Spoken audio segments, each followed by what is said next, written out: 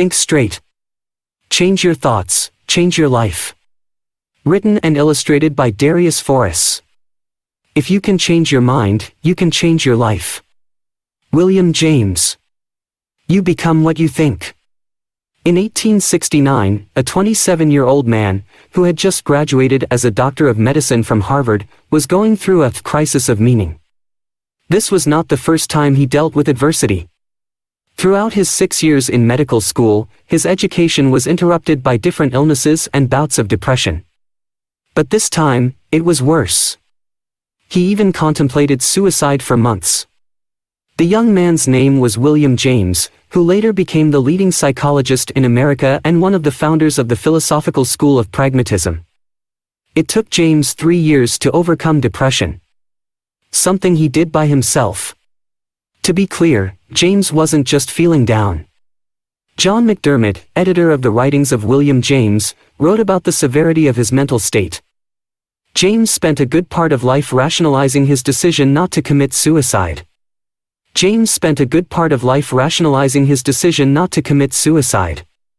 During this time, James also had panic attacks and hallucinations. This wasn't new to him. His father faced the same agonizing things years before him. This feat made James believe that his condition was biological, and therefore something he couldn't overcome. But in 1870, James made a psychological breakthrough after reading an essay by Charles Renouvier, a French philosopher. In his journal, he wrote, "I think that yesterday was a crisis in my life." I finished the first part of Renouvier's second essays and see no reason why his definition of free will, the sustaining of a thought because I choose to when I might have other thoughts, need be the definition of an illusion. At any rate, I will assume for the present, until next year, that it is no illusion. My first act of free will shall be to believe in free will. This realization is at the core of pragmatism, the school of philosophy that James and Charles Sanders Peirce founded, years later. James realized that we have the ability to choose one thought over the other. In other words, we can control what we think. However, James does consciousness. When we sit down and observe our thoughts for a few minutes, we will flow through our mind. The thoughts are just there. Nothing we can change about that. But since we have free will, we can decide which thoughts we focus on. Hence, we can influence the direction of consciousness. This realization is critical to the way we live. It's the difference between "I can't help but feel this way" and "I feel this way because I decided to feel this way." The emphasis is on deciding. And that's what this book is about, with practice. You can get better at controlling your thoughts so you can decide what you think. And with better control over our thoughts, we can improve the quality of our lives and the outcome of our careers. That's my proposition in this book. You have the ability to decide what you think. And since the result of your life depends on your thoughts, I think it's the most important thing in life. When we improve the way we think, nothing is impossible to achieve. That simple realization changes everything. Many great thinkers have written about the importance of thoughts. But William James' godfather, Ralph Waldo Emerson, who also inspired James a great deal, put it most simply, "You become what you think about all day long." I believe that's true. But we must realize that actions follow thoughts. That means you can't change your actions without changing your thoughts. Let's start. Why do we need a book on practical thinking? The human brain is the most important tool we have. It's more important than any technology, device, or instrument. Robert Greene, the author of Mastery, put it best: if there is any instrument you must fall in love with and fetishize, it is the human brain, the most miraculous, awe-inspiring, information processing tool devised in the known universe, with a complexity we can't even begin to fathom, and with dimensional powers that far outstrip any piece of technology in sophistication and usefulness. However, there's one problem. We're born with this great tool, but we don't know how to use it properly. We're highly impractical beings. We think that we're good thinkers, but research paints a different picture. We think we make practical decisions that we base on logic. But that's not the case, as Dan Ariely, author of Predictable Irrationality, writes, we usually think of ourselves as sitting in the driver's seat. with ultimate control over the decisions we made and the direction our life takes. But, alas, this perception has more to do with our desires, with how we want to view ourselves than with reality. Emphasis mine, it's safe to say we're not practical thinkers. The proof of that is the list of more than 100 cognitive biases, or thinking errors, that scientists have found over the last century. We often make decisions based on gut feelings, emotions, and without having the right information. I've read several books about better thinking and decision-making. I liked them. But I had one problem with all the books in this field: they weren't practical. They do a great job of describing why we think the way we think by sharing stories. But I couldn't find a practical book that explained how to change the way you think. That's why I wrote this little book. It contains everything I've learned about thinking. My goal is to give you at least one idea that you can use to improve your thoughts, and consequently, your life, business, or career. That's why I share all my best ideas here. I wrote Think Straight in a way that you can read it more than once. And I hope this book serves as an anchor to you, especially during trying times. To keep this book practical, I combine theory, stories, and personal experiences to share advice you can apply, or not. The first idea I want to share is that these types of books only work if you're open-minded. If you think that's not you right now, I can save you an hour of your life. Just get rid of this book. Burn it, ask for a refund, give it away, whatever. No matter what you do, decide clearly, use it or leave it. Use what works. I'm not a neuroscientist, psychologist, philosopher, or any type of expert on the topic of thinking. I'm a person who has lived his entire life under the impression that you can't control your thoughts. That way of thinking didn't serve me well. I was happy one day, sad the next. I got angry easily. And I couldn't find solutions to simple challenges I faced in my career, business, and relationships. But through experience, journaling, reading, and a lot of introspection, I found a way to get better at thinking. How do I know I'm better at thinking than before? I'm no longer a slave to my thoughts, and I'm much happier because of it. I use my mind, and it's no longer the other way around. To me, that's the definition of better thinking. It has nothing to do with how smart you are or how many mathematical equations you can solve. It's about using your mind to get what you want. I don't pretend to have all the answers to thinking better, though. However, I do have the answers to how I've used nothing but my thoughts to live a happier, healthier, wealthier, and more meaningful life. I'm the living proof of the change your thoughts, change your life idea. Only 3 short years ago, I was stressed out of my mind, gave up my entrepreneurial desires, and hated my life. I felt stuck. But I don't want to be too dramatic about my situation. I think we've all been there. And if you haven't felt stuck in your life, it's only a matter of time before you will. It's a natural part of modern-day life. I'm not trying to scare you, though. But you know how all these self-help books go, right? I was down and out.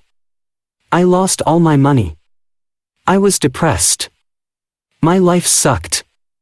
But then I discovered X. And then my life changed. X is, of course, the idea they want to sell you. Since I'm honest with you, I'm no different. For example, in this book, I want to sell you on the idea of useful and useless thoughts. But there's a difference. I'm giving you my perspective, nothing more. It's up to you to decide what you're going to do with it. John Dewey, a pragmatist, and one of the fathers of functional psychology, famously said, "The true is that which works." But that doesn't mean we should believe everything we hear or read. That makes us delusional. If we want to think straight at all times, we must stay grounded, look at facts, listen to other people's perspectives, and only then draw practical conclusions. Clear thinking requires training. I view the mind as a muscle that requires regular training to keep strong. One way to train your mind is by learning new things. But I always thought that learning ends when your education ends. For some, that's when they leave high school; for others, it's when they get their bachelor's or master's degree. During our time in school, we learn new skills, ideas, and theories that change the way we think and operate in the world. But once we've established a way of thinking, we hardly change it. We prefer to entertain the same thoughts because they give us a sense of familiarity. We've learned that novelty is a scary thing, so we do everything to avoid it. We're creatures of habit who prefer relaxing our mind instead of straining it. "I need to relax and watch something on Netflix," is something I hear almost everyone, of all ages, say these days. I've said it myself as well. That makes me wonder what we need rest from. From the repetitive tasks we do at work? From the familiar thought patterns we have? If you really think about it, we hardly strain our minds unless there's a specific reason, like a test or exam we have to take. Otherwise, we often think, what's the point? Well, the point is to train your mind just like you train your body to keep fit. You don't go to the gym for 4 years and quit for the rest of your life. So why don't you exercise your mind the same way you do your body? What's more, the mind is the single most important tool you have. And if you want to use that tool properly, you must train the mind. Stoic philosopher Epictetus put it best, "The life of wisdom is a life of reason." It is important to learn how to think clearly. Clear thinking is not a haphazard enterprise. It requires proper training. The problem is that we don't know how we must get proper training, as Epictetus put it. For most of my life, my thoughts were out of control. I never thought about thinking. If you asked me to draw my thoughts, it would look something like this. That mess you see up there is how the inside of my mind looked like. It was pure chaos. Just a mush of positive, negative, sad, happy and, above all, confusing thoughts. I always thought to myself, why can't my brain stop? Where's the pause button? Looking back, I didn't know how to use my brain as the wonderful tool it is. From chaos to clarity. In 2014, I moved to London from Leeuwarden, the Netherlands, the city where I grew up. I went from a city with 100,000 people to a city where 7 million people live. Things were harder than I expected. Especially when it came to finding a place to live. After doing research and talking to my new coworkers, I learned that it was almost impossible to find an apartment in a short period without getting ripped off. Instead, I decided to rent a room, which was a lot easier, for 3 months. And I decided to explore different areas in London that were within an hour commute by public transportation to my work. That was my plan. And everything went well. At first. After 2 months, I found a small and affordable one-bedroom apartment in Earlsfield, in southwest London. I had planned everything. I cancelled the lease of the room I rented, and signed the lease for the new apartment. My parents and brother even drove over from Holland to help out. And because I didn't have much stuff, we could just use their car to move my things from the old place to the new place, which were only 10 minutes apart. In my mind, this would be the deal. I would just pack up my stuff, get the key to the new place, hand the keys back to the old landlord, and move into the new place, watch Netflix and relax. Also, I expected to do everything on the same day. Well, things didn't go as planned after all. My new landlady changed her mind last minute and decided not to rent out her apartment. She told me this a day before the day I planned the move. All of a sudden, I had no place to live and had an SUV full of my things. That night, in my parents' hotel room, I panicked. Big time. I don't know what to do. I have no place, my stuff is in a van, I brought you guys over from Holland, and now I'm sitting here like an idiot. I continued blaming myself for the rest of the day and evening. You're probably thinking, really? Yes. Looking back on this, I can't help but think that I may have acted a little bit too dramatic. Well, let's just call it like it was, I was overdramatic. And not just a little. That's exactly why I picked out this example, because it shows how stupid I was in my thinking. I spent so much time in my head that I had lost sight of the situation. I wasn't thinking clearly. And for what? Some first world problem? Come on. The next day, I woke up, and with the encouragements of my parents and brother, I decided to stop feeling sorry for myself and to start finding a solution instead. I said to myself, think straight. I knew I had to replace the mess with clarity. I wanted to get straight to the point. I pictured this, on the left, a mush of useless thoughts, worry, stress, suffering, confusion, not knowing what to do. On the right, one straight thought that has a single, useful purpose. I wanted to start using my mind as a tool. In the case of my London story, I needed to look for a solution, fast. It turned out that was easy, once I started thinking straight. I booked an Airbnb until I found a new place. In the end, we stayed in an Airbnb for a week. The landlady changed her mind again and decided to rent the apartment to me anyway. So, all my stressing, worrying, and thinking were especially useless. How often does that happen? We're always so quick to judge and draw conclusions based on our assumptions. We're all human beings. We make mistakes. We change our minds. And we assume things that are not true all the time. That's normal. What's not normal is to let your mind go out of control. And after many other useless thinking episodes, I decided to change. I didn't have one big epiphany or super dramatic moment that forced me to change. Life is not a Hollywood drama. People that I know only change after a culmination of problems. At some point, we stand up and say, enough. And you know what? A lot of people never change at all. But that shouldn't be our concern. After the chaos in my mind, I just had enough of mental suffering. I can't make it any prettier than that. You don't need an all is lost moment.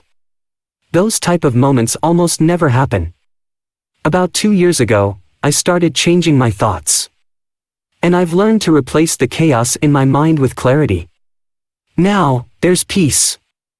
In the rest of this book, I'll share with you exactly how I did it. But first, a brief history of thinking.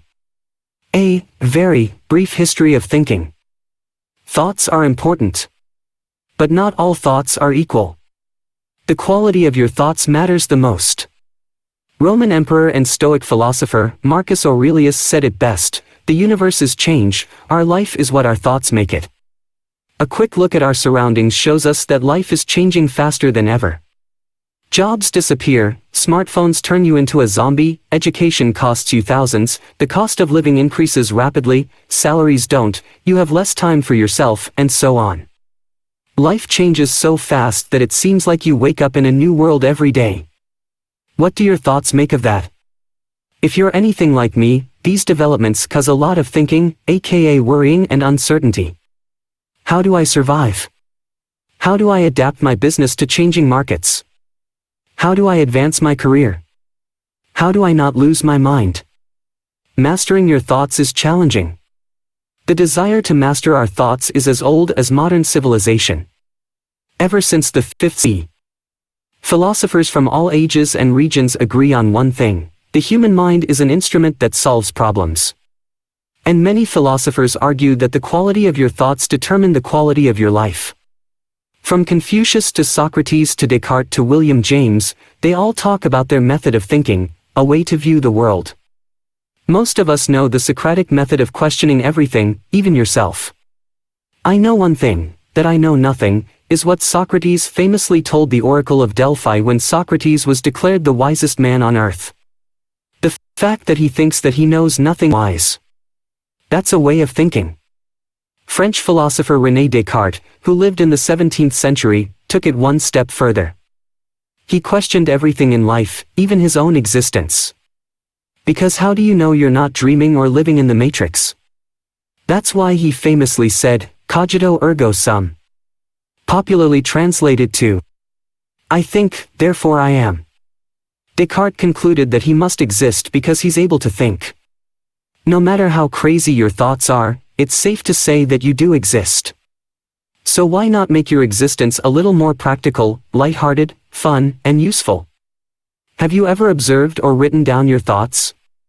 I challenge you, try it for a day. Every 2 hours or so, sit down and write about what you're thinking at that very moment. Just don't get scared of yourself. Most of our thoughts make no sense at all. We're conflicted as a species. Descartes also reviewed his own thoughts and found many contradictions. His most important idea is that we should question the source of our beliefs, not the belief itself. Because most of our beliefs are based on our or other people's perception. How many of your ideas are based on what others have told you? Or based on your first thoughts or assumptions? At the core of thinking lies our ability to separate the truth from falsehood. What is true, what is false? One way to look at that question is to take a pragmatic perspective. William James describes the idea of pragmatism as follows: the attitude of looking away from first things, principles, categories, supposed necessities, and of looking towards last things, fruits, consequences, facts. Thoughts should serve a useful purpose. If they don't, they're useless. That's straight thinking. Pragmatism is a method of thinking, not a solution. In fact, all thinking is a method. Your thoughts serve as an instrument. But it's a conflicting instrument that's very hard to use. Henry Ford said it best: thinking is the hardest work there is, which is probably the reason why so few engage in it. Thinking is not only hard, it's the single most important thing in life. Remember, the quality of our thoughts determines the quality of our lives. And our decisions are a result of our thoughts. Life is not linear. I always thought in a linear way.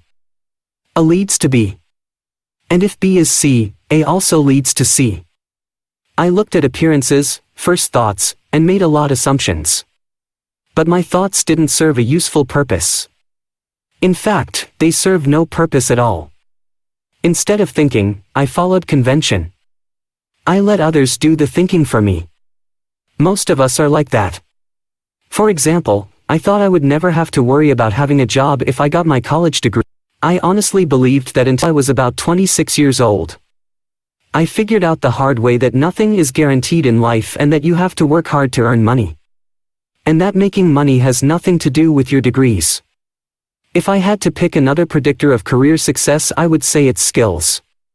The better you are at something, the more value you can provide to others, the more money people are willing to pay in exchange for your value. Also, achieving a goal never happens linearly.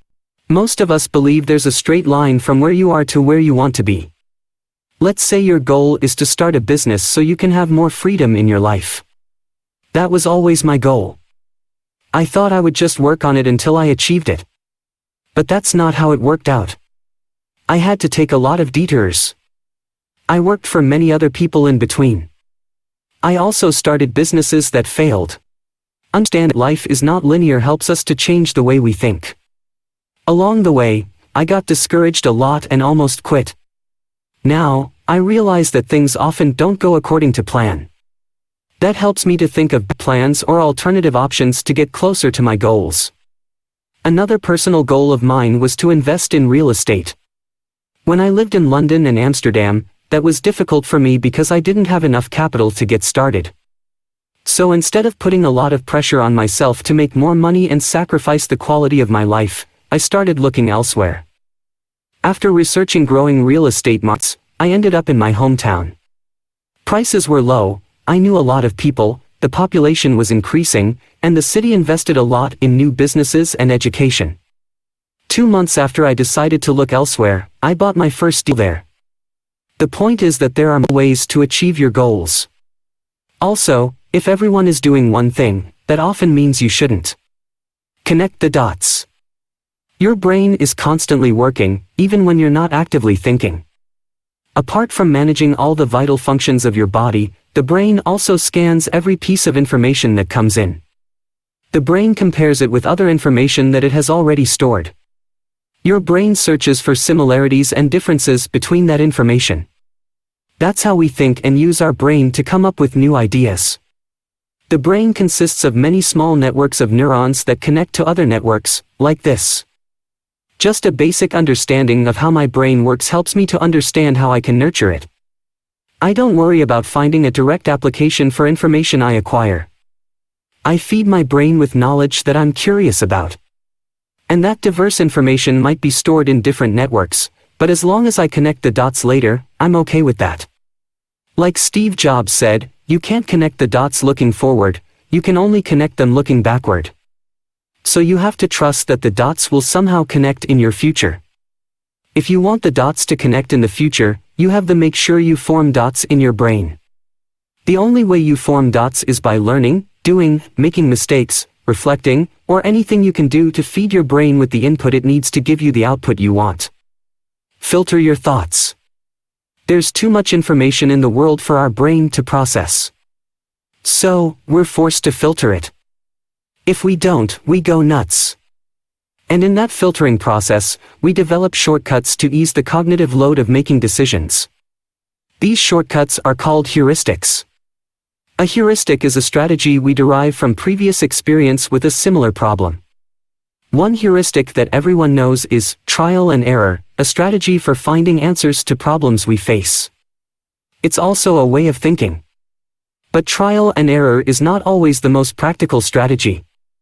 If we would rely on trial and error to build a career, we would probably die before achieving that goal. Life is too short for applying trial and error to everything. Another heuristic that's not practical is social proof. We often make decisions based on what others do or say. And my favorite heuristic is familiarity.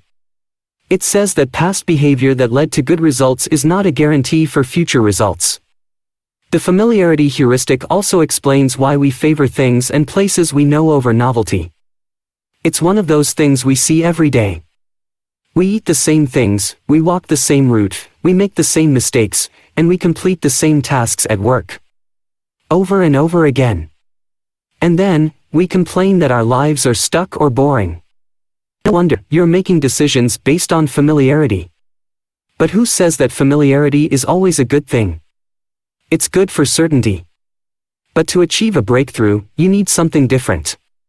Making decisions based on heuristic techniques might ease the cognitive load, but they are far from practical. And often, heuristics lead to unsatisfying outcomes. If that's the case, take it as a sign that you must change something. Instead of relying on heuristics to filter information and make decisions, rely on the main idea of pragmatism. True is what works. But don't take it too literally. Taking drugs works for me, is what a contentious friend told me after I shared this idea with him. And he's right, you can't take this idea too literally. But what can you take literally in life? Take the platitude, good things come to those who wait, for example. I don't have to explain that it doesn't mean you should sit at home and wait forever until good things happen. Look at the true is what works idea as a filter that you can apply to all the information that goes into your brain. When faced with decisions, I ask myself, will the outcome of a decision change the way I live? If you ask that yourself consistently, you'll find that you automatically filter out useless information and only make decisions that have an actual impact on the outcome of your life. You force yourself to use whatever works, what's useful, and what impacts your habits. For example, conventional thinking says that bigger cities also bring you bigger opportunities. I really thought that was true. That's even the main reason I moved to London. And yes, I did seize a big opportunity for me at the time. But I also had bigger responsibilities and problems. Also, I don't like big cities. I hate crowded places, dirty air, and unreasonably high cost of living. Clearly, living in a big city didn't work for me. That way of thinking had a negative impact on the way I lived. That's why I eventually moved back to Leeuwarden. It's quiet, I know a lot of people here, I can work less, make more, and I can drive anywhere in the city within 10 minutes. However, I also realize that for most people, my way of living doesn't work. They might find it boring or not exciting enough. So what? Do what works for you. Stop thinking. Thinking is difficult. I never knew how to stop. It's easy to stay inside your head for hours, especially when you're in bed at night. But I can confidently say that 99% of all my thoughts in the past have been useless. I didn't do anything with my thoughts most of the time. I didn't solve a problem. Nor did I try to understand difficult ideas or concepts from books. I spent a lot of time in my head doing this. I called that thinking. But it was more like worrying, stressing, freaking out, call it whatever you want. I call it a preoccupied mind. And with what? And the list goes on, I wonder what my boss thinks. What happens if I screw up and lose my job? I think he doesn't care about me. I just keep failing. Does she love me? Why does my life suck? Why is my life awesome, and other people's lives are not? I don't care about my job. Is there something wrong with me? I can't finish anything. What's wrong with me? I want to quit. I just have one question for you. What's the practical use of the above thoughts? Yes. I'm waiting. Still no answer. Exactly. Those type of thoughts are not helping us. But we all have them. So how do you get rid of them? Well, I've learned that you can't get rid of them. Remember, we can't control our consciousness. We can only control what thoughts we follow through on. You only have to be aware of your thoughts. Acknowledge them. But never blame yourself or say, why do I have these thoughts? No one has the answer to that. It's better to be aware of your thoughts and decide what you will ignore, and what you will give importance to. For example, the thought of quitting whatever I'm doing in my life has been on my mind as long as I remember. When I was in high school, I wanted to quit and just find a job. When I played basketball, I wanted to quit and later did quit. I can go on and on until I reach the present. No matter how much I love what I do, the thought of quitting and just walking away shows up in my mind at least 3 or 4 times a month. In the past, those thoughts cost me many nights of sleep. About 2 years ago, I had enough. I wanted to quit thinking. So, I started becoming aware of my thoughts instead of always acting on every single thought I had. You don't control me, I would say to myself like a weirdo. But it works. I'm much calmer and happier because of it. When I want to quit, I still listen to it because sometimes it is a sign.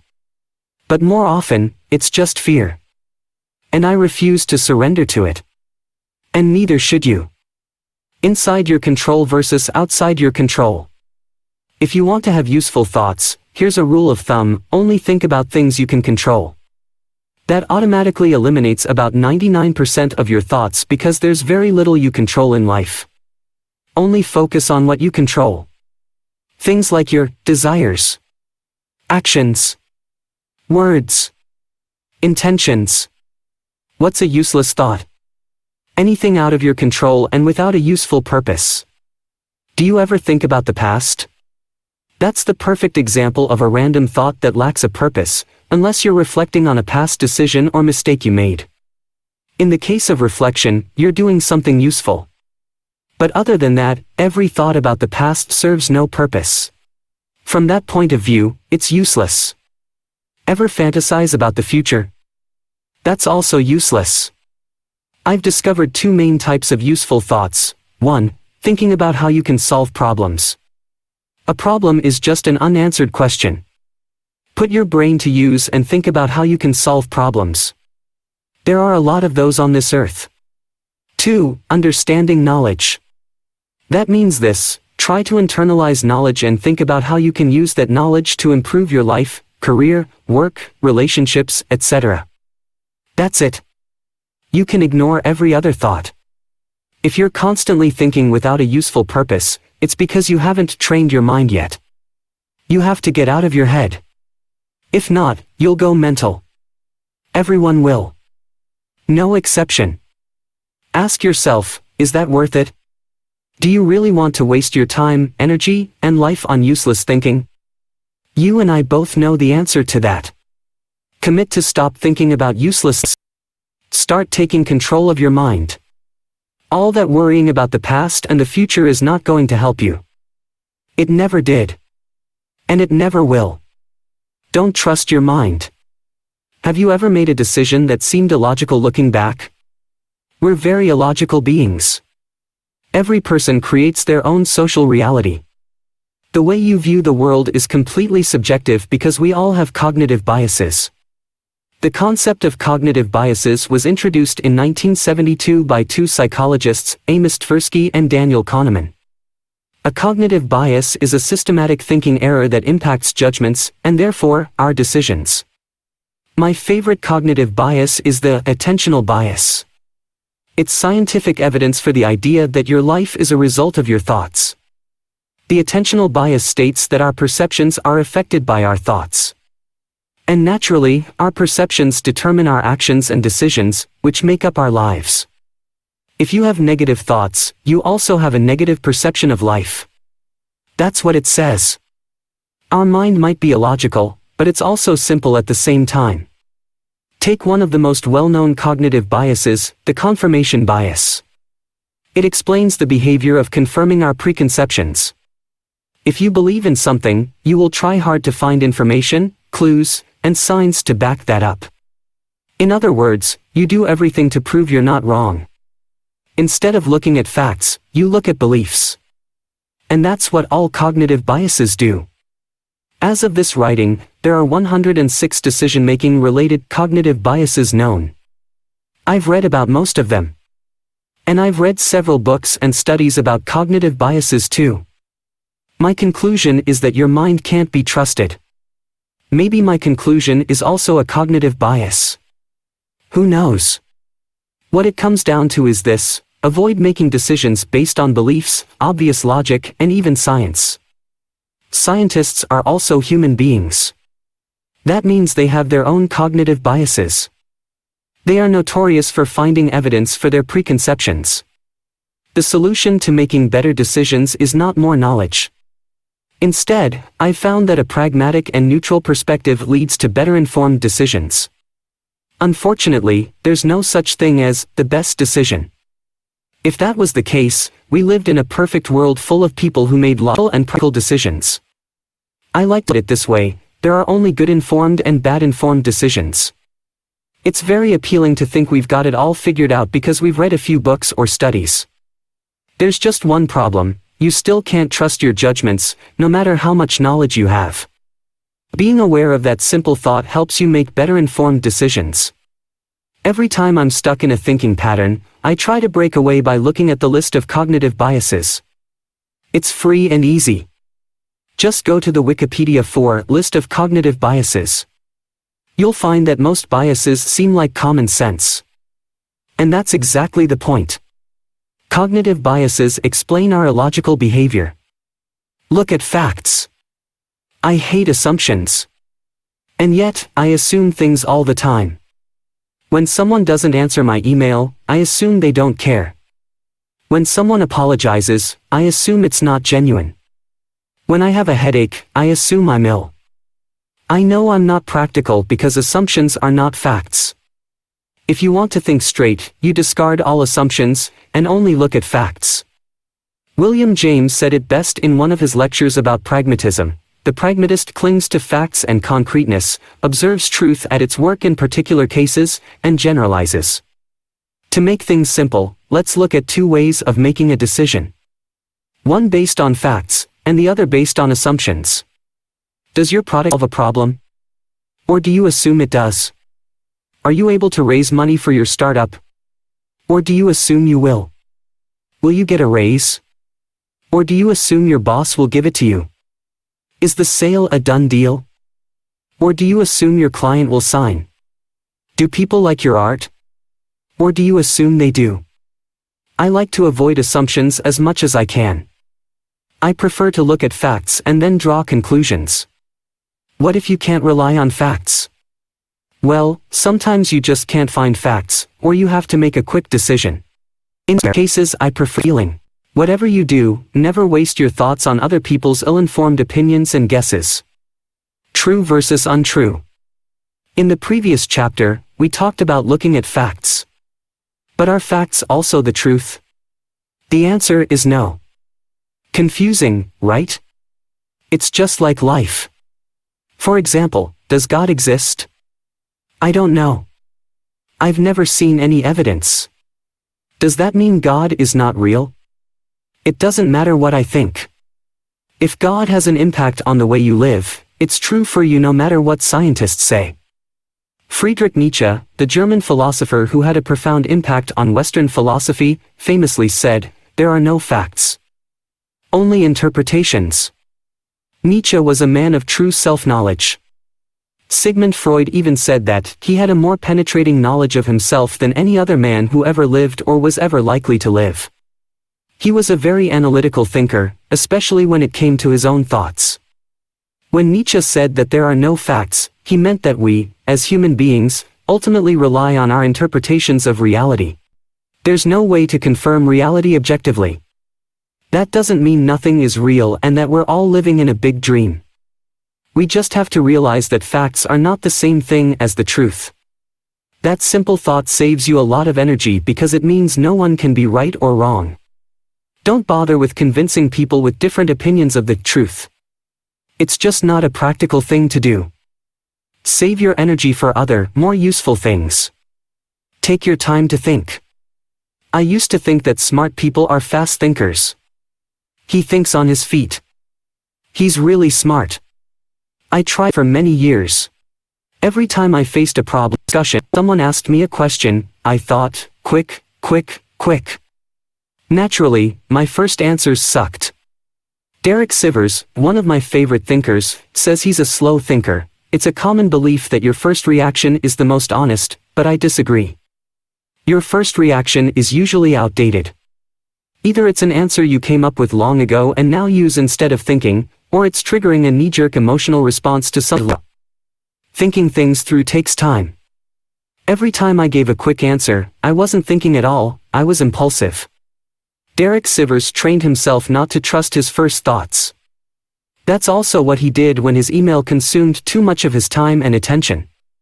Being a public figure, Derek received a lot of emails from his readers. Most of them contained quick 5-minute questions. But as he says, if you get 100 of those questions, that adds up to 8 hours in a day. After answering 192,000 emails between 2008 and 2016, Derek knew he needed to do something about it. So he planned to go off the grid like a modern-day Henry David Thoreau.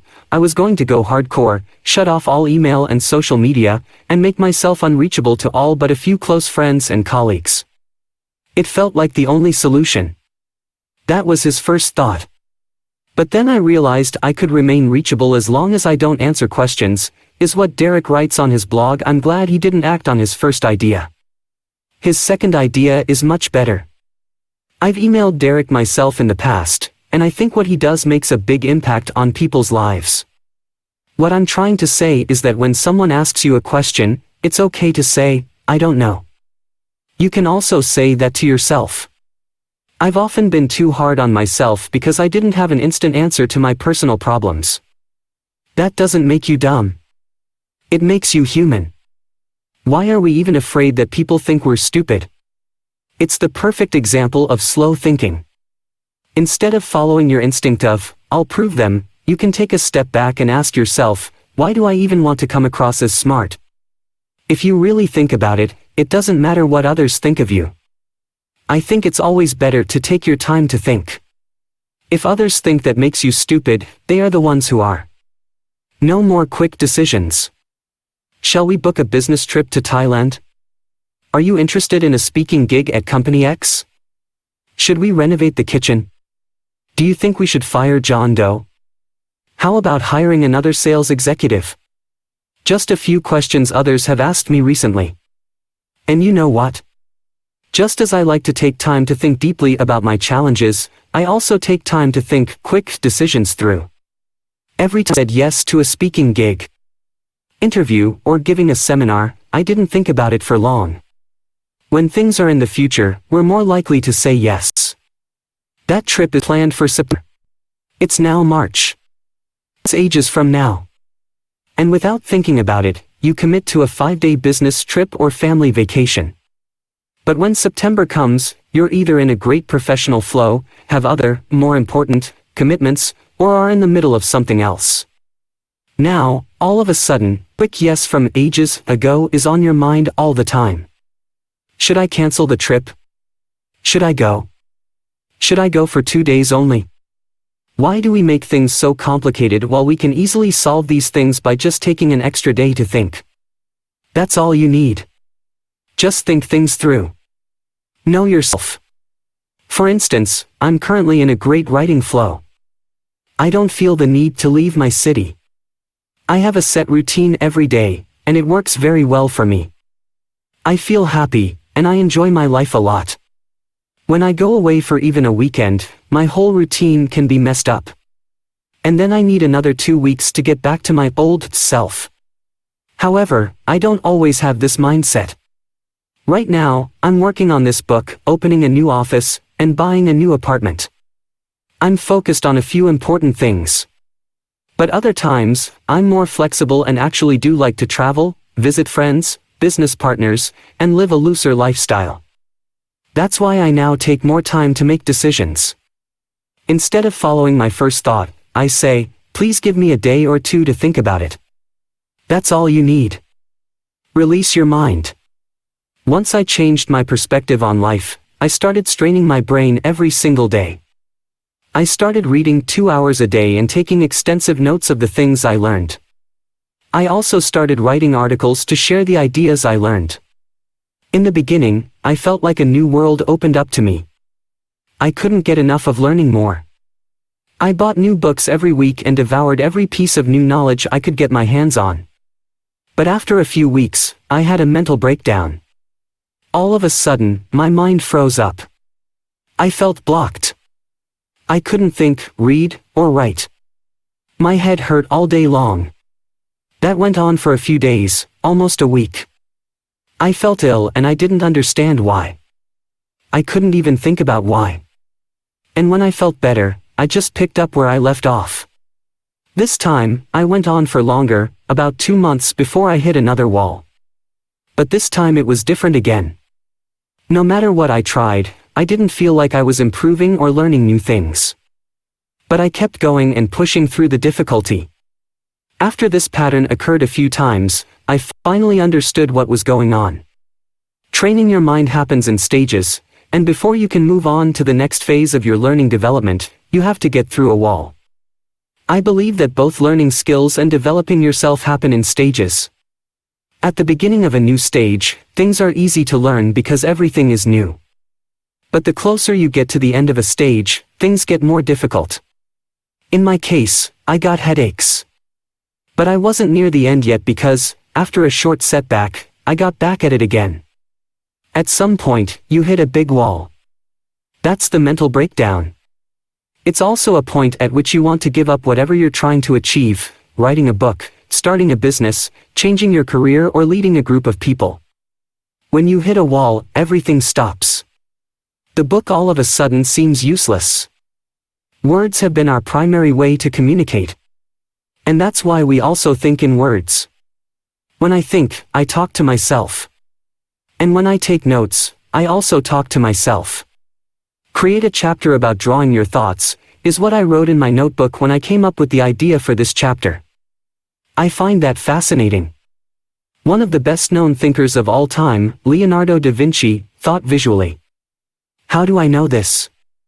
I took a look at his notebooks, which you can easily find if you Google them.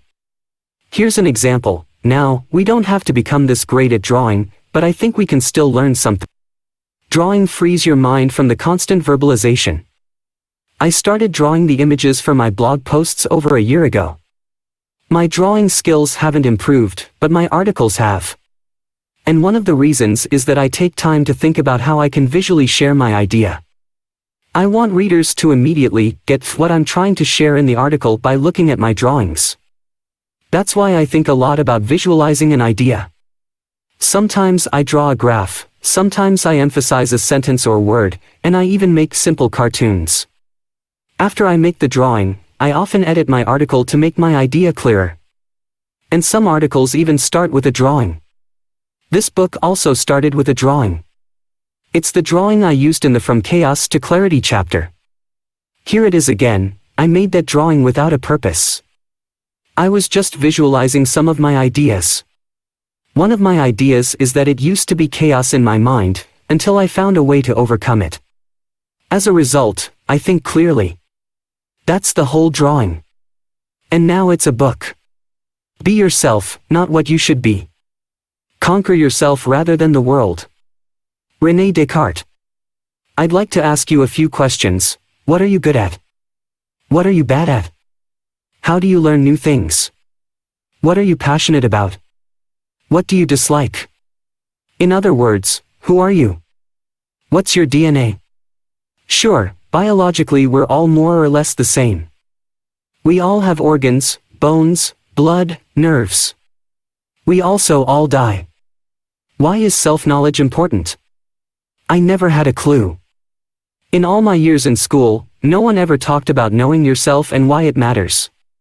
But it turns out that a lack of self-knowledge is the reason why I made the wrong decisions in my life. The jobs I had. The girls I dated. The things I chased. The decisions I made. The people I spent time with. It didn't match with my strengths, values, skills, and desires. My ex-girlfriend wanted to travel the world and live in different countries. I hate that idea. I want to stay close to my family and best friends. I don't feel like I'm missing out on something if I don't live in other countries. Having a home is what makes me happy. When you're in a relationship with someone who has different values, it's a zero-sum game. One person always loses something. We broke up. I've worked in boiler rooms, selling foolish products to people who didn't need them. Why did I have a job that made me feel bad about myself? I don't know. My best guess is that I wanted the money. I thought that's what you do. But I didn't know myself. Today, I know myself better than I did 10 years ago. And in 10 years from now, I'll know myself better than I do today. Knowing yourself is step 1. Step 2 is acting on that knowledge. Sometimes opportunities come my way and I feel like saying yes too quickly. But I have to take a step back. And ask myself, is this really me? Very often, the answer is no. I've found that most things in life are not for me. Most jobs, opportunities, countries, people, parties, lifestyles, books, they're all not for me. It's about finding the things that are for me. Believe it or not, that's a very small list. Take time to reflect. We live busy lives. And sometimes there's no time for thinking. When thinking is not a priority, make it one. If you don't, you'll end up like me a few years ago. I didn't reflect on anything between 2012 and 2015. Result? All of a sudden, I felt overwhelmed and didn't know what to do with my life. I had a true internal crisis on my hands. Since I had no idea what to do, I started reading more books. And I noticed that many smart and happy people kept journals. They also reflected more on their life. More specifically, they reflected on the things they learned, mistakes they made, and the goals they achieved. When I started daily journaling, I began with writing my own autobiography. It's not meant for publication. It's meant for reflection and learning. If you don't know what to write about, write your life story. I'm sure you'll learn more about yourself with every paragraph you write. I journal and make sure to read my notes once a week. That's all I mean when I talk about reflecting. I do it for 3 reasons. 1, it helps me to uncover my mistakes so I can avoid them in the future. 2, it helps me to value my progress when I read my past achievements. 3, to get my thoughts in order so I can second-guess myself. That helps me to make better decisions. In short, I journal and reflect because it's useful. My money rules. One of my friends told me he hates his job. I asked him why he didn't take any action. I need the money, he said. I automatically knew that he assumed that the only option for him is to quit. The reason is that we become too dependent on something when we give it too much importance. There's a simple solution to devalue the value of money.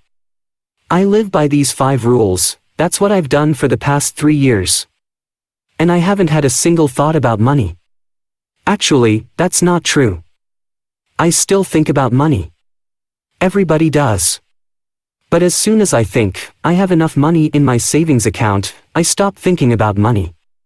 No matter what happens, if you have enough money to survive for 6 months, you'll figure it out. There's only one condition: invest in your skills. It's naive to think we'll always be able to find a job or make money. It takes effort. But since when is that a surprise? I just make sure I invest my money instead of spending it. Investing money is not only about investing in the stock market or in real estate. I have no problem paying $3,000 for a new laptop because it's a tool I use to do my job, and that makes me money. Also, I'm never cheap when it comes to buying important things. I'd rather buy a good jacket that lasts years than buy a cheap one that I have to replace next year. Simply put, I don't buy things I don't need. I don't need a new iPhone every year. I also don't need $5,000 shoes. But that doesn't mean I own only one pair of shoes. I simply don't buy everything I like. Buying stuff in excess is not practical because I don't have enough space. Plus, I like to train myself to resist things to improve my self-discipline. Remember, money is a replaceable resource. When you're out of it, you can earn it back. You can't say the same for time. Don't spend too much time thinking about money. Don't try to think your way out of everything. This doesn't make sense at first sight, but when you think too hard, you often come up with bad ideas. That's because you can't actively think your way out of everything. We've all had good ideas while taking a shower. That's because we're not actively thinking. It's good to let your attention wander and stop thinking. This is also a part of controlling your mind. You have the ability to decide when you want to let go of your thoughts.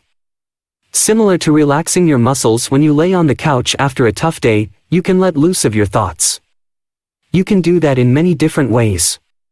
Some like to take a yoga class. Others prefer to meditate every day. The medium doesn't matter. I've learned that there are many ways to relax. However, only one thing is critical: you don't need anything to relax but yourself. You don't need yoga, exercise, meditation, music, scents, or whatever it is you think you need. Let go of everything. You can escape your outside world and go inside your mind to find peace. If you can't do that right now, train yourself. Become aware of your thoughts, observe them, and let them go. That's the whole process. You can do that anytime, any place. You don't need a different scenery or class to do those things. Let go and relax. And do it as often as you think is necessary. You'll find that the moments you're not thinking are just as important as the times you are actively thinking. Be unconventional. I've grown to hate conventional thinking. Not because I want to be different, but because conventional thinking gives you conventional results. I don't like that. And if you liked conventional results, you wouldn't be reading this book. Let's examine decision-making for a second. The most conventional method for decision-making is to create a pros and cons list. Benjamin Franklin is the first who documented this method. He wrote about it to his friend, Joseph Priestley, in a letter to him in 1772. And today, we create these lists all the time. What are the pros and cons of quitting my job? Breaking up with my boyfriend? Taking this job offer? Buying a new car? Starting a business? And then, we take a sheet of paper, draw a line in the middle of it, and start listing the pros on the left, and the cons on the right, or vice versa. Even though I like the simplicity of this method, I stopped using it after one of my friends recommended me to create one of these lists when my first relationship hit a rough patch. I actually made a pros and cons list for breaking up with my then girlfriend. When I think about it now, I'm ashamed. And it didn't even make any sense because there are always factors that, by themselves, outweigh all of the other factors. Nearly all pros and cons lists for relationships are the same. Pros of staying in a relationship: having someone to share everything with, you can have sex, go on holidays, etc.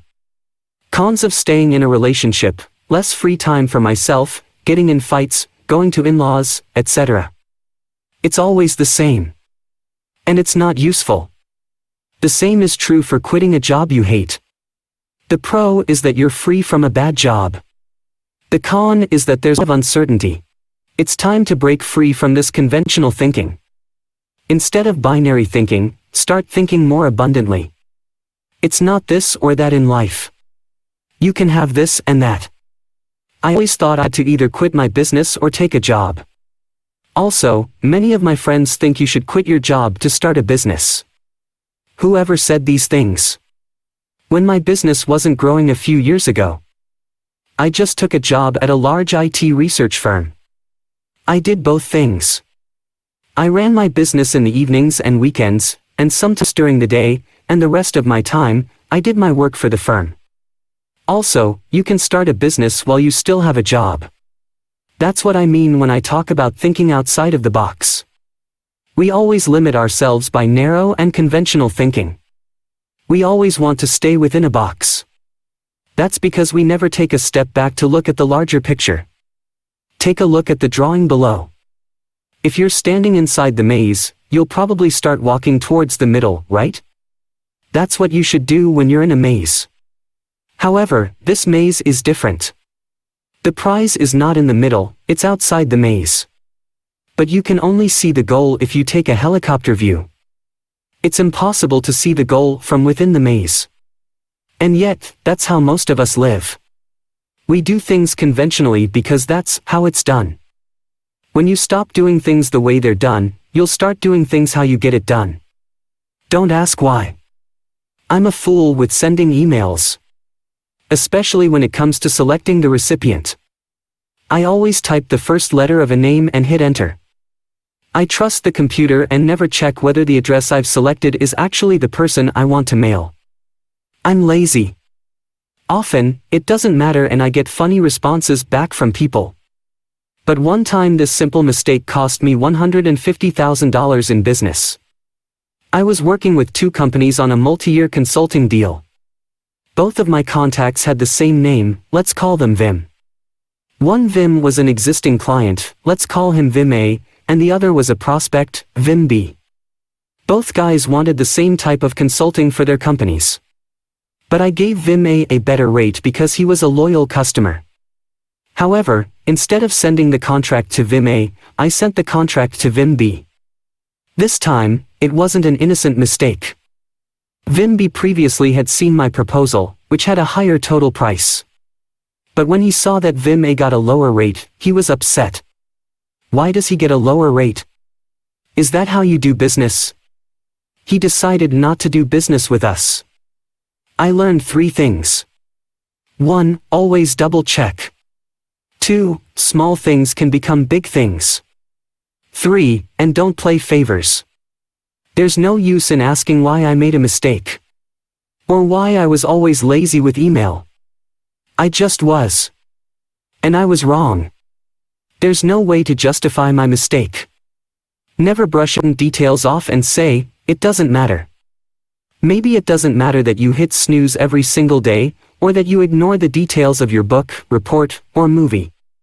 The point is that not striving for perfection becomes a habit. Don't worry about being a perfectionist, there's no such thing. More often than not, people are the opposite. Perfectionism is merely an excuse. In reality, we're scared of what people think of our work. Either way, there's no point in asking why when you deal with obstacles, challenges, or mistakes. Instead, think about what you can do to overcome or prevent the things that are holding you back. Think about the details even more. I overlooked a small detail, and it cost me a lot. But the lesson I learned was more valuable than the business I could gain. Probably the most important thing in business, work, sports, art, and life in general. The devil is in the detail. It's one of my favorite platitudes. But I never followed the advice in the past. The main reason was my impatience. I always tried to hurry everything, sending emails, making calls, writing reports, assignments, essays, you name it. I thought that it mattered that I got the work done. But I was wrong. Because things often seem easy from the outside. Until you start doing them. This book took me 15 months to write. I spent countless hours researching the topic. I also spent hours on writing, editing, cutting, writing more, and editing it again. And then, again. I also changed the title 3 times, and the subtitle even more than that. My first title was The Art of Practicality. I initially liked it a lot because it sounded familiar.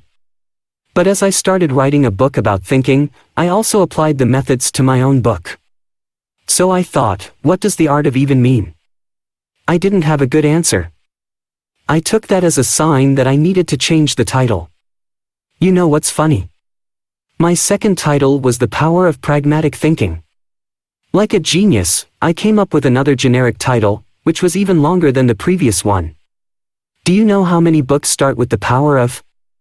A quick book titles search on Goodreads with The Power of gave me 83,895 results. That's a lot of books with those words in the title or subtitle. One of the things I've learned about writing books is that you must stand out somehow. No one cares about a better book on thinking. Instead, it's likely that you picked up this book because you expected something different. But with the previous titles that I had drafted, I knew no one would think it'd be different.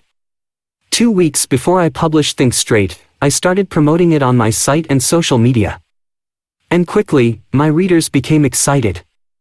Soon, emails like these came pouring in, "Can't wait for the book." Well done. I am so excited to read your new book. What a determined person you are. I look forward to Think Straight. I love my readers. That's why I put in a lot of time to get the title right. At that time, no one had read the book. But based on the title, readers were already excited. And that was my goal. To everyone who emailed me before the launch, I hope I delivered, winky face. Thinking about details is nothing more than doing your job. If you're a writer, your job is to write the best book you possibly can. If you're a designer, your job is to create the best design you can. You're not here to write one book and call it quits. Or to design one product and retire.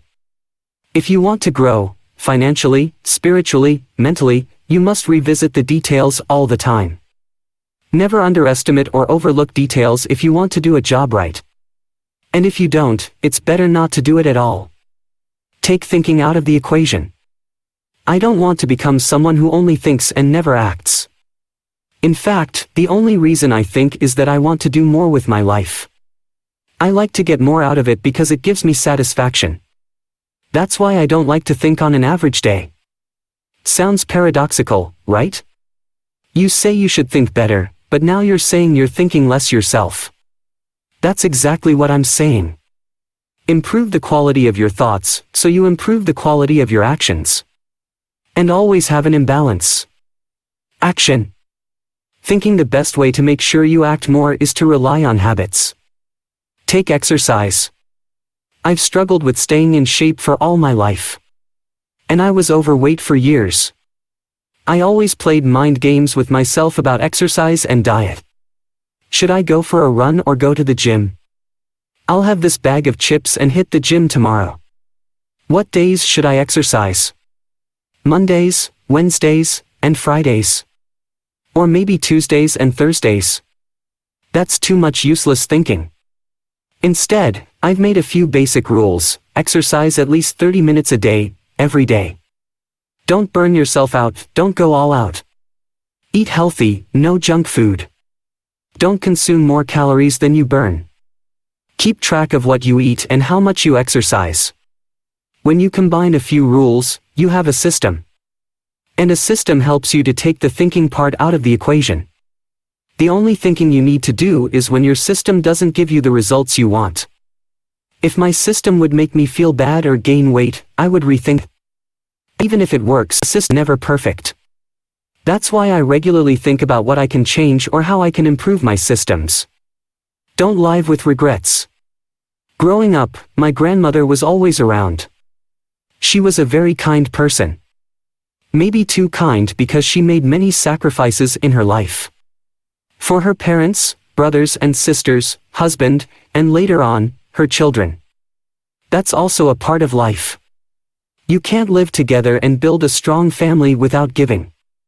But the biggest sacrifice she made was to live in the Netherlands for the last part of her life instead of her home country of Iran. As long as I remember, she always talked about the past.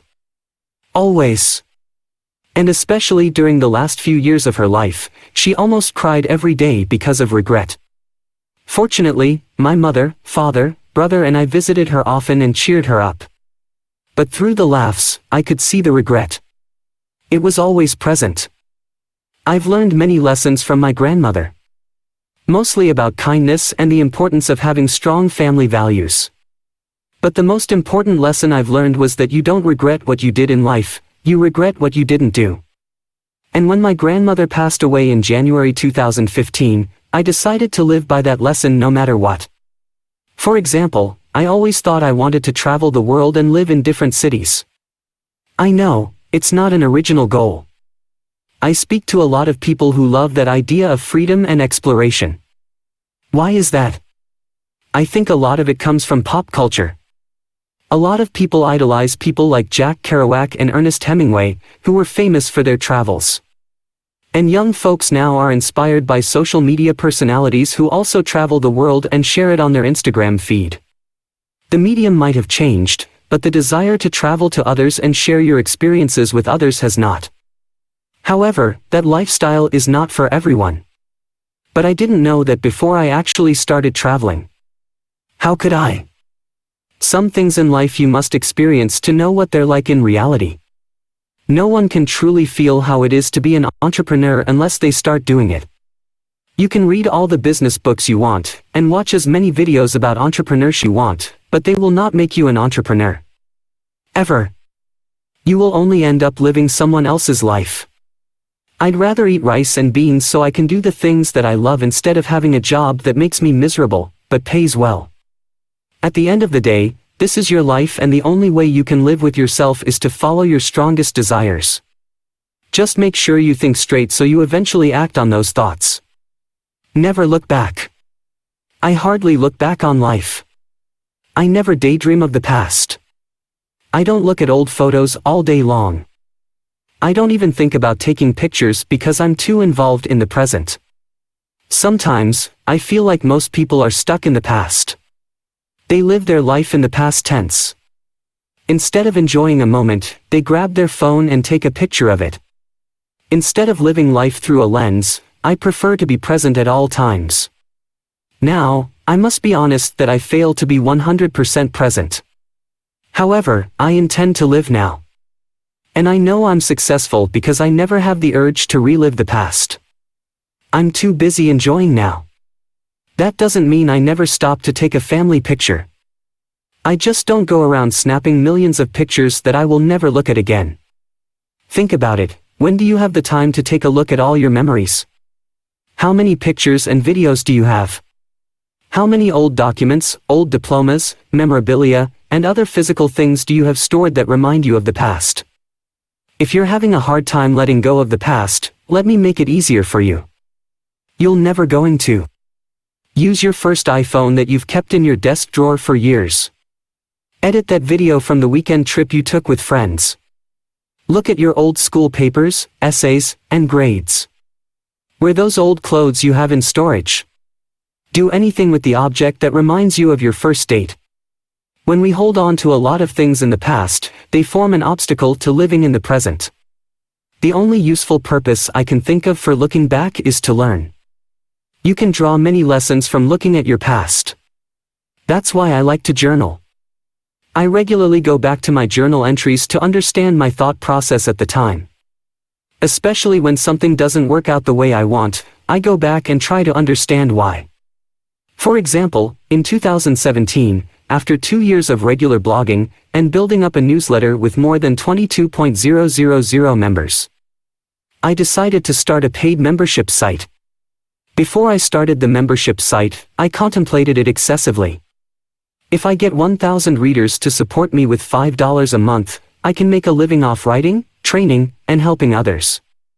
The paid members will get exclusive content from me. That's a good value proposition. That was my thinking process.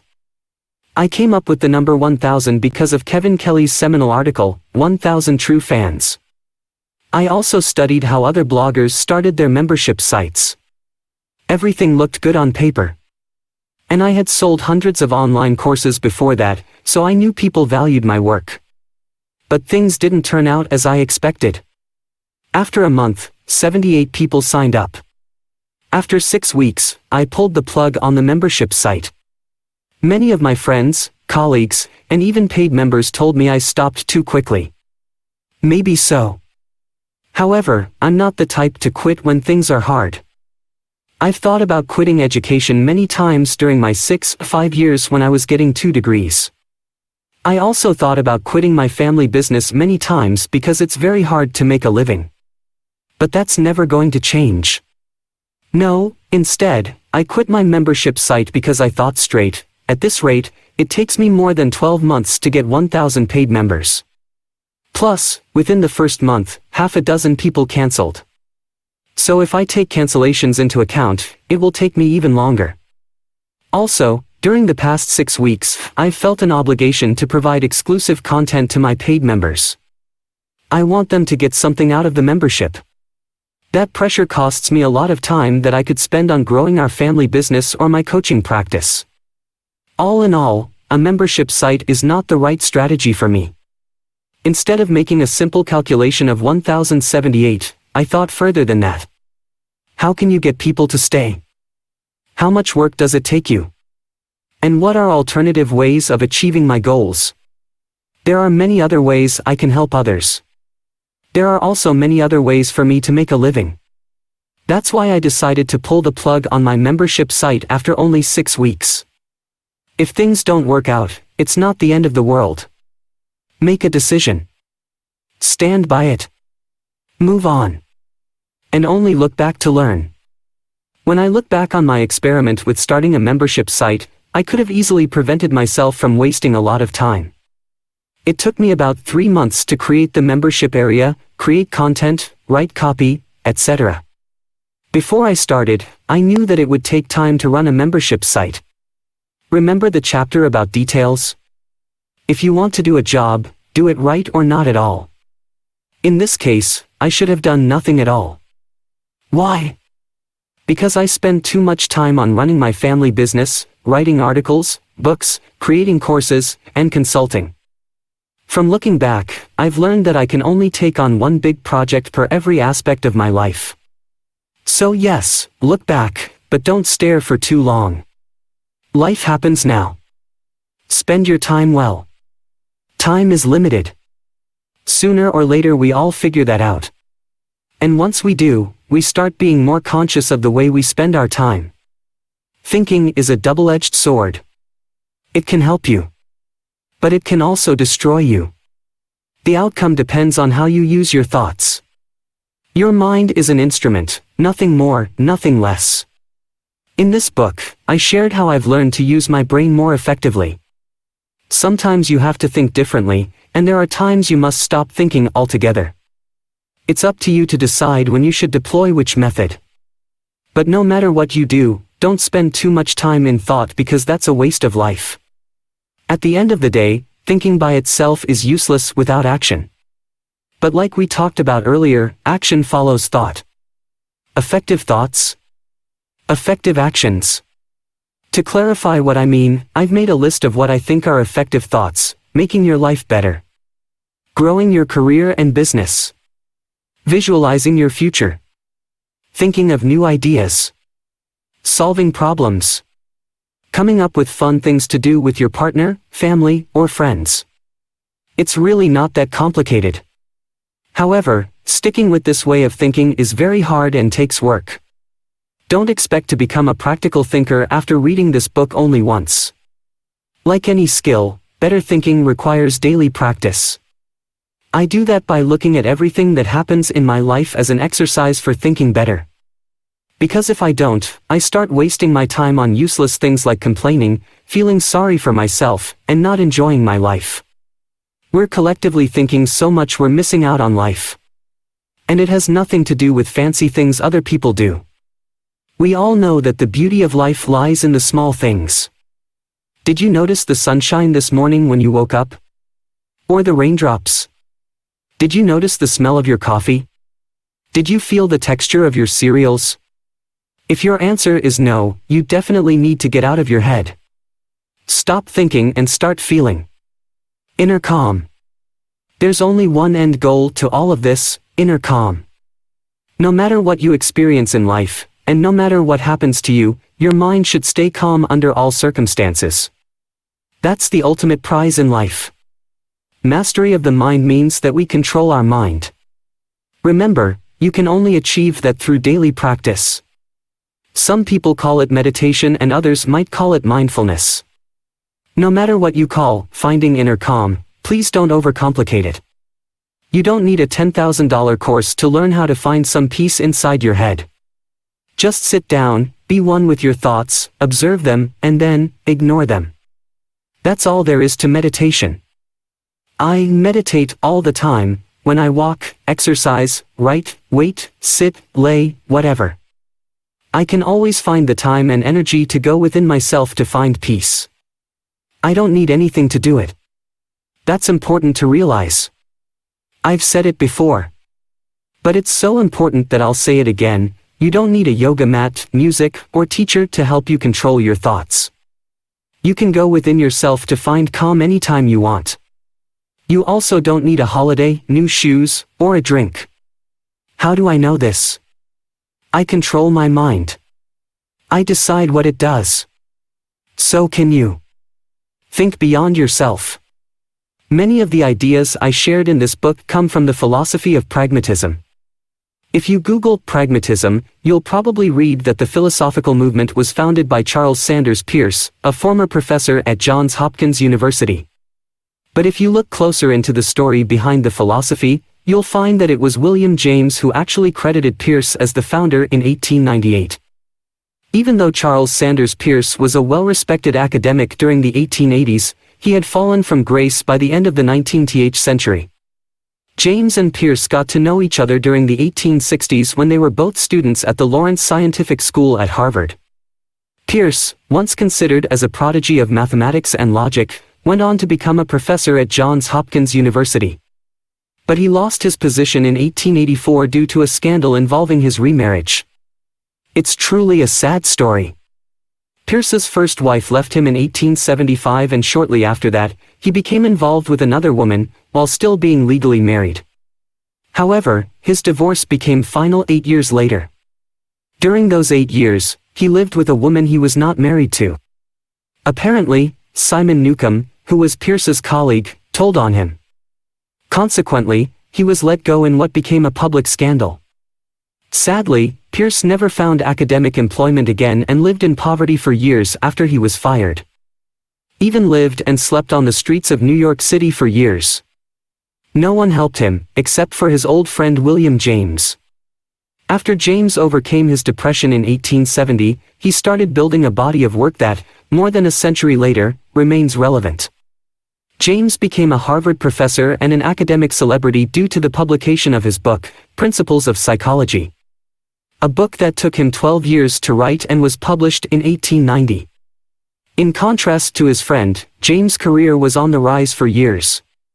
And out of nowhere, in 1898, William James credited The Principle of Pragmatism to the forgotten Charles Sanders Peirce, in a lecture called Philosophical Conceptions and Practical Results.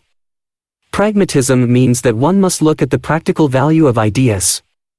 James believed scientists wasted their time on abstract ideas and theories that had no impact on people's lives. Would you change the way you lived if a scientist proved how the earth was created? Louis Menand, author of Pragmatism, a reader, says of the principle of pragmatism that, we can never hope for absolute proof of anything. All our decisions are bets on what the universe is today, and what it will do tomorrow. Regardless of what people think of pragmatism, one thing is sure, William James did a favor to Peirce by crediting the philosophy to him. And that is exactly what makes James great. He didn't strive to take credit for something that he created. Because without James' actions and promotion of pragmatism, the philosophy wouldn't exist and Peirce would be forgotten. By that act, James did something meaningful, he helped a friend. Peirce gained some respect and even wrote several papers in his last years. And from all the wisdom of James, that's the most important thing I've learned. William James himself once said, the greatest use of a life is to spend it on something that will outlast it. Practically speaking, there's no purpose to doing something that outlasts you. You won't be there to see it anyway. But that's not the point. If we live our lives every day with that idea in mind, that we should strive for doing/creating useful things that matter to others, we end up spending our time on things that actually make a difference. When you do that, life automatically has meaning, to everyone. Thank you, Thank you for going on this journey with me. My goal was to take you inside my thinking process. I hope that this book serves as an anchor to you and that you read it more than once. Especially during trying times. I appreciate that you took the time to finish Think Straight. Deciding to read one book over the other might seem small to a reader who has millions of options, but to me, the author, it means everything. So, thank you.